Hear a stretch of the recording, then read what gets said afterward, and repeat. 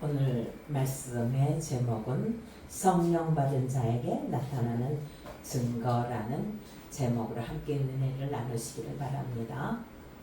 우리나라 교회의 뿌리이며 믿음의 꽃이라 할 수 있는 평양 장대현 교회에서 1907년 1월 6일부터 저녁 집회가 열렸는데 갈수록 은혜가 더하여 막 성령 충만한 것이 아니라 영적으로 확 짓눌려 밋밋해 가던 어느 날 힐선주 장로가 일어나 회중 앞에서 자신의 죄를 공개적으로 회개하는 놀라운 역사가 일어났습니다. 모든 사람이 능력의 종으로 인정하던 그가 말하기를 나는 아간과 같은 자로 나 때문에 하나님께서 축복하실 수 없습니다. 1년 전 내 친구가 임종시에 그가 나를 불러 부탁하길 길장로 나는 이제 세상을 떠날 것 같으니 내 재산을 좀 잘 정리해 주오. 내 아내는 셈에 약하오. 부탁하여 잘 돌봐드릴 테니 걱정 마십시오 하였지만 미망인의 재산을 관리하다 그만 마음에 욕심이 생겨서 미와 100달러에 대한 그런 상당한 금액을 사취했으며 그러기에 나는 하나님의 일을 방해한 자입니다. 내일 아침 그 돈을 전액을 미망인에게 돌려드리겠습니다. 고백하자 무겁게 짓누르던 방해의 장벽이 순간 무너지고 성령께서 강하게 역사하심을 예감한 이기람 선교사는 기도하시기를 원하시면 함께 통성으로 기도합시다 하자 마치 뇌관에 불을 붙인 듯 청중 가운데 통해의 역사가 나타났으며 그곳에 참석한 한 선교사가 말하기를 한국인들이 그 기도 소리가 마치 하늘 보좌를 향해 포효하는 것 같았다고 증언했습니다. 지금 본문 앞서 1절로 13절의 상황을 보면 모인 사람들이 성령 받는 놀라운 광경을 볼 수가 있는데 마치 장대현 교회의 저녁 집회처럼 얼마나 대단했는지 사람들이 당황하여 서로 이르되 이 어찌 된 일이라며 놀라워했고 또 어떤 이들은 세술에 취했어 하였습니다. 이 사건의 출발은 예수님이 십자가로 사하시고 3일 만에 부활하셔서 40일 동안 세상에 계실 때 제자들을 가르치시며 당부하신 말씀으로 사도와 함께 모이사 그들에게 분부하여 이르시되 예루살렘을 떠나지 말고 내게서 들은 바 아버지께서 약속하신 것을 기다리라 하셨으므로 승천하시기 직전에는 또 오직 성령이 너희에게 임하시면 너희가 권능을 받고 예루살렘과 온 유대와 사마리아와 땅끝까지 이르러 내 증인이 되리라 하셨기에 제자들은 그 말씀에 순종하여 예루살렘의 다락방 즉 지금으로 생각하면 교회로 돌아와서는 같이 기도하였는데 그 수가 120명쯤으로 이들은 예수님이 보내주시겠다 한 약속하신 성령을 기다리며 전심으로 기도에 힘쓴 것으로 그동안 주님을 제대로 알아뵙지 못한 것에 대한 죄, 그런 죄, 또 자기 죄에 대한 것들을 통해 자복하였으리라 봅니다. 그러나 오순절날이 이름에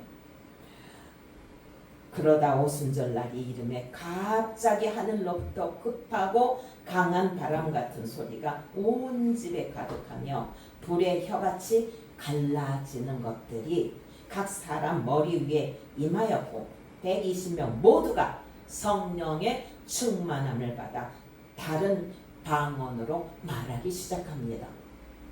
그때 베드로가 담대히 일어나 놀라운 선포를 하는데 구약의 요엘 선지자의 말씀을 인용하여 16절에 하나님이 말씀하시기를 말세에 내가 내 영을 모든 육체에 부어주리니 너희의 자녀들은 예언할 것이요 너희의 젊은이들은 환상을 보고 너희의 늙은이들은 꿈을 꾸리라 합니다. 여러분, 우리는 여기서 짚고 넘어가야 할 말씀이 나오는데 하나님의 영을 모든 육체에 부어주시는데 그때가 말세라고 합니다.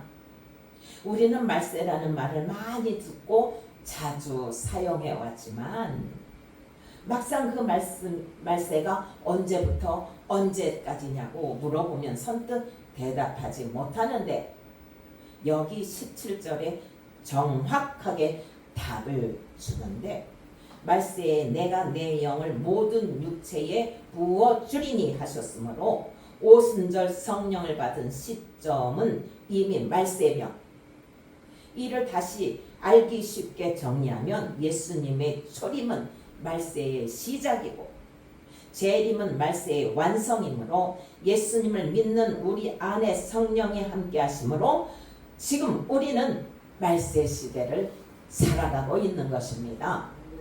또한 성령은 어떤 사람에게 임하시는가? 한국 사람? 미국 사람? 이스라엘 사람? 아닙니다. 성령은 국적과 남녀노소를 구분하지 않고 모두 초월하기에 9절로 11절을 보면 성령 받은 사람을 다양하게 소개하는데 그들은 갈릴리에 사는 사람들로 국적은 다름을 말하고 있습니다. 그러나 성령 받는 데는 반드시 지켜야 할 조건이 따르는데 여러분은 이미 아는 것으로 주님이 바울을 선택하신 것처럼 어떤 목적을 위하여 특별한 부르심이 아니면 이 조건을 충족하지 않고서는 절대 성령을 받을 수 없는데 지금 다락방에 있는 사람들이나 평양 장대현 교회의 성도들이나 길선주 장로가 집회에서 한 행동이 있는데 무엇이었습니까? 진심으로 기도하며 회개한 것으로 성령님은 인격적이시기에 믿고 고백하지 않으면 억지로 찾아오시지 않습니다. 또한 우리가 잘못 생각하는 것이 있는데 마치 성령의 은사가 치유사역이나 죽기 사역만 진짜인 줄 알고 은사 받은 사람을 부러워하는데 그런 생각은 성령님을 서운하게 만드시는 것으로 하나님은 분명히 하나님의 영인 성령을 모든 육체에 부어주시겠다고 하셨는데 왜 자꾸 의심하십니까?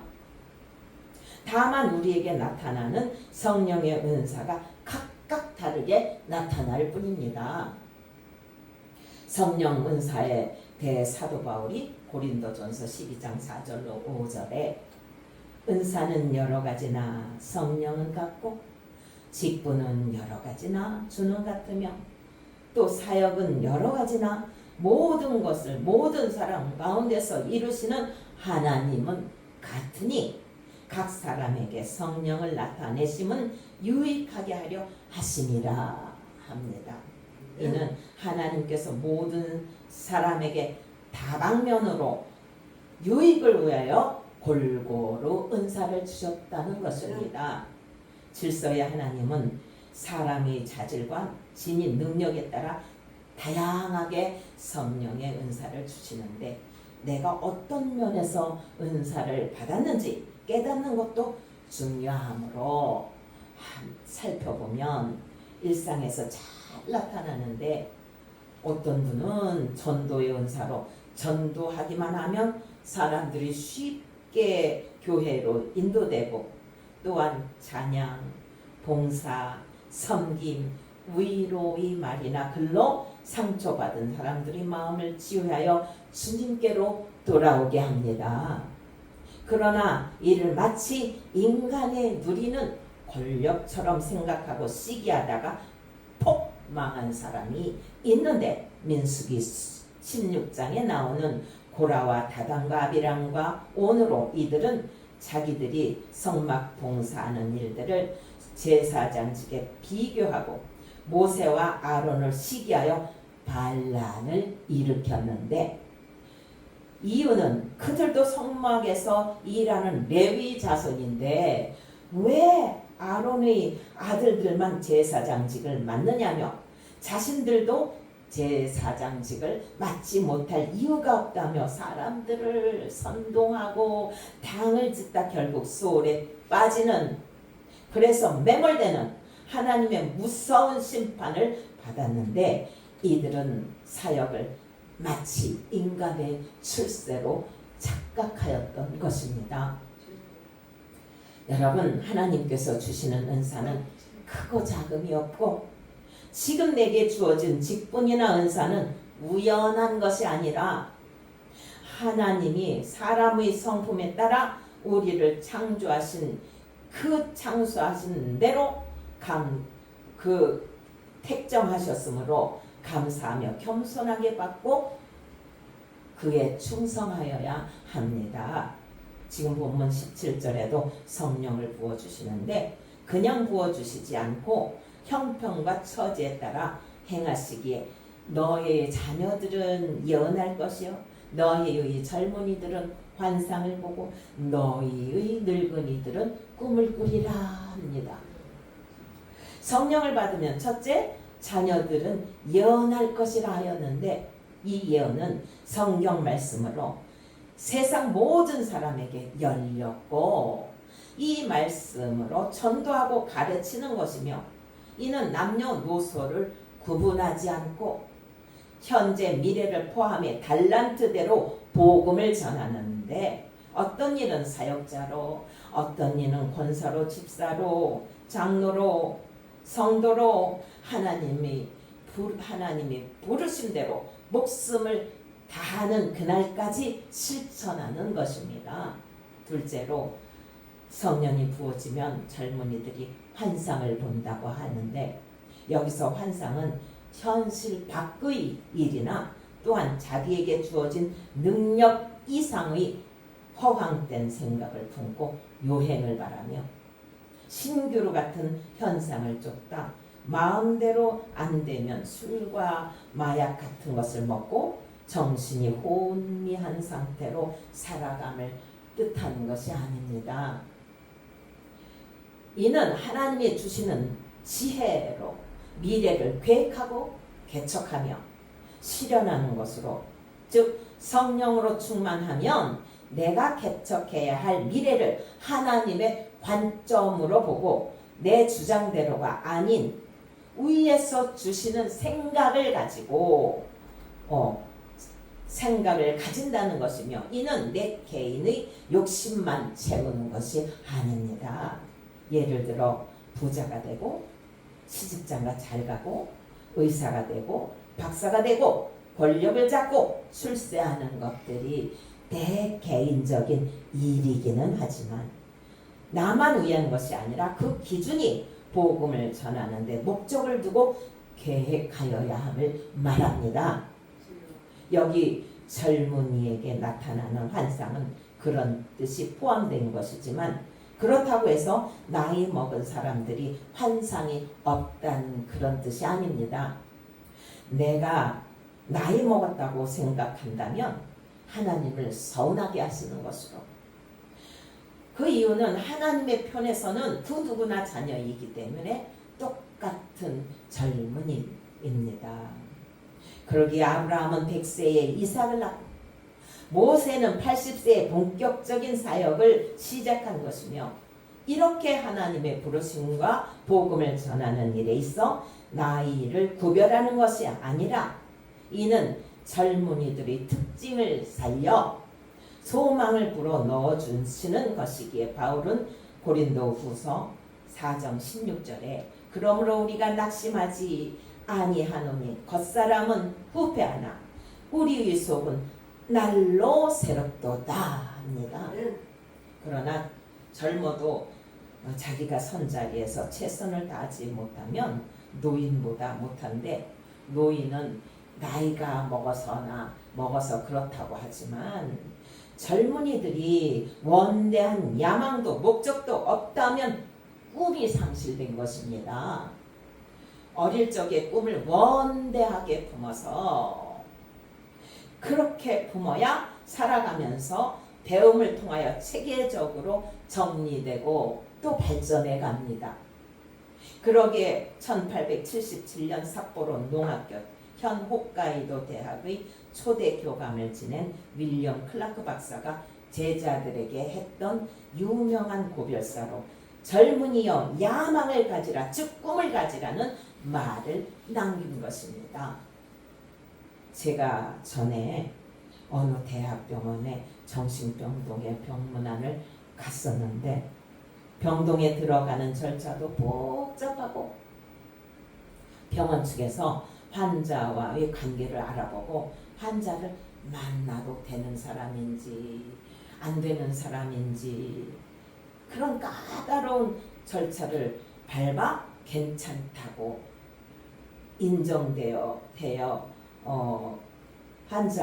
환자를 만날 수 있게 합니다. 또한 병실에 들어갈 때도 방문객의 소지품을 검사하여 위험하게 보이는 뾰족하고 날카로운 것들이나 끈 등을 압수한 후에 면회가 시작되는데 왜 그런 것들을 압수하는지 아시겠죠?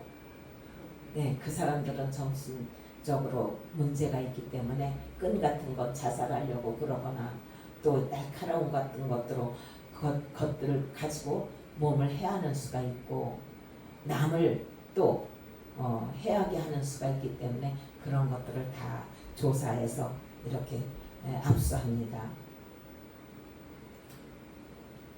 그런데 그렇게 까다로운 절차를 마치고 병동에 들어갔는데 그 안에서도 어떤 병실은 그 문을 지키는 경비원이 따로 있었습니다. 그런데 안타깝게도 그 안에 학생으로 보이는 아이들이 많았으므로 경비원에게 저 아이들이 왜 저기에 있습니까? 묻자 그는 쓸쓸한 표정으로 저 아이들이요 오락, 술, 담배를 못 끊고 입원하여 치료받는 중이랍니다. 그러면 뭐합니까? 괜찮아졌다고 생각되어 퇴원하지만 얼마 안 가서 또 들어오는데요. 하여 저는 큰 충격을 받았습니다. 여러분, 아이들이 하나님을 제대로 만나지 못하면 그 병동에 있는 아이가 내 아이가 될 수 있습니다. 그러므로 어려서부터 말씀 안에서 믿음의 용사로 키워져야 사탄이 아이들이 정신 속에 침투하는 것을 막기에 태교도 말씀으로 성장해 가면서도 말씀으로 교육하여야 합니다. 교회 학교 역시 학생들에게 말씀으로 가르치고 칭찬을 아끼지 않으며 용기를 북돋아주고 적절한 일들을 맡겨줌으로 나도 할 수 있다는 성취감을 느끼게 해주고 자신이 하나님의 자녀라는 생각을 품게 하여야 그들이 헛된 환상이 아니라 하나님이 주시는 환상을 봄으로 원대한 꿈을 키우고 도전하여 승리하는 성도로 성장해 가는 것입니다. 셋째로 너희 늙은이들은 꿈을 꾸리라 하였는데 성도는 나이가 들었다고 조용히 앉아 자녀들이 해주는 밥이나 먹고 노인정에 가서 하투나 치다 세상에서 사라지는 것이 아니라 성경, 성령 체험한 어른들은 연세가 들었어도 꿈을 꾸는데 그 꿈은 지나온 인생의 경험을 살려 남은 생을 죽은 날을 살리려 흘려주신 십자가의 보혈, 그 보혈이 그 은혜를 깊이 생각하며 어떻게 효과적으로 복음을 전하며 살아갈까 기도하며 목표를 세우고 실천하는 것입니다. 인도에서 말씀을 전하다 뇌출혈로 쓰러졌던 스탠린 존슨 선교사는 성령의 능력을 받고 고백함으로 고침을 받고 80이 넘은 나이에 다시 선교사로 떠나 복음을 전하다 하나님의 품에 안겼습니다.